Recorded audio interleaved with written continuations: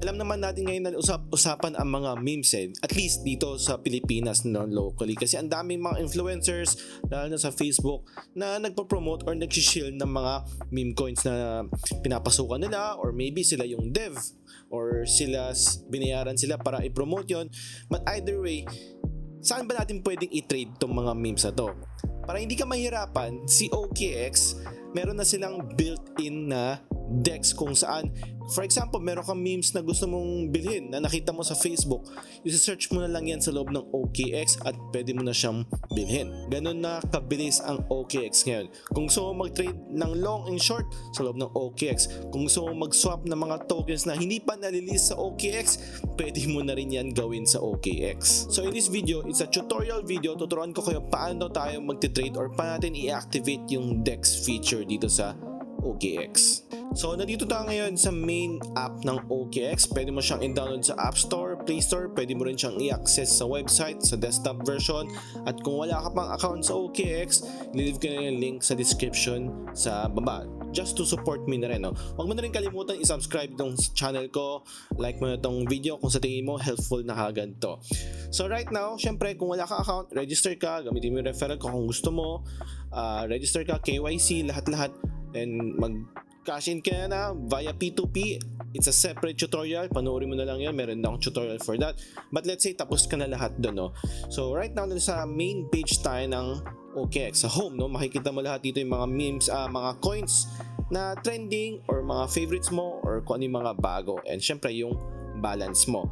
So paano ba mag-trade sa DEX? So pinutin mo lang yung trade dito sa gitna, no, lower middle, click mo lang yan, then makikita mo, double click mo pala, no, double click mo, then makikita mo yan tayo iba-ibang mga options. Convert spot is buy and hold, futures, long and short. Meron tayo ditong DEX. So click mo lang yung DEX and then enable mo yung DEX. Makikita mo dito may enable DEX. Enable mo lang.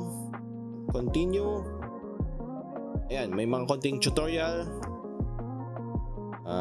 Okay. You can try any token which statement. Some tokens can maybe scam. Ayan.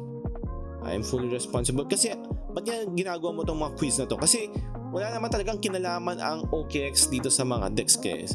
Kaya nga hindi pa sila nalilist sa OKX kasi hindi sila responsible for that, and hindi pa nila na-vouch yun kung maganda ba yung token or scam ba. So dito sa DEX, any tokens pwede mo na siyang bilhin, whether it's scam or not. But ang advantage niyan is mauuna ka bago pa malist sa OKX. So dito sa very convenient na kung meron kang hinahanap na DEX, na coins sa DEX, na alam mo yun, parang hindi mo na kailangan pumunta pa sa mga swapping na website. Basta punta ka lang sa OKX na app, dito ka na kagad mismo mag-trade. If you fund mo na rin account, yung pera mo dito sa OKX. So let's say for example, mainit-init ngayong Sachi. So sinerch ko ngayong Sachi. So like Sachi, yan. So supported so far yung mga memes is Solana, Base, X-Layer. So search natin Sachi. Let's say gusto natin bumili, meron akong 2,000 USDT. Sabi natin gusto natin bumili ng konti lang for the sake of this video lang. Ayan, ito yung chart niya. So trade natin. Bili tayo ng, sabi natin $10 lang. Ayan, $10. So buy Sachi, confirm lang natin. So meron tayong mga fingerprint unlock, security, transaction submitted, nasa order na siya. Ayan, ibig sabihin successful na yung transaction, no? Makikita mo may notification na lumabas. Check natin sa assets natin, makikita mo bumili ako ng $10 worth of Sachi. Ngayon nasa 9.77 na siya. Let's say kung gusto mo na siyang ibenta, so click mo lang yung Sachi or punta ka sa trade, puntahan mo lang yung Sachi na coin, click mo lang yung sell, then gusto mo nang i-sell, yan. So again, meron akong 1,142 na Sachi, pwede ko na siyang ibenta. So let's say, benta natin ngayon. Again, make sure check yung mga settings, like yung slippage, para hindi kayo malugi pag nagsaswap kayo. Confirm lang natin. Security, fingerprint, submitted na yung transaction. Antayin lang natin saglit. It's in Solana, so mabilis lang dapat yan. So your assets are on the way. Estimate deposit time is November 25, 7:54. So right now, any minute now, dating na dapat yan. So ganun lang kabilis na mag-trade dito ng mga coins or memes sa OKX kahit hindi pa siya nalilist sa OKX.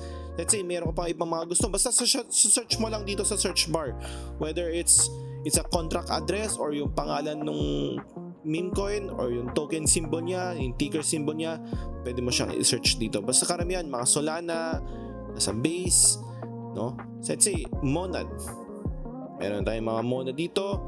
Kung gusto mo mag-trade ng mga Monad memes, ayan, mabilis na lang, no? Although kailangan mo lang ng Monad na coins.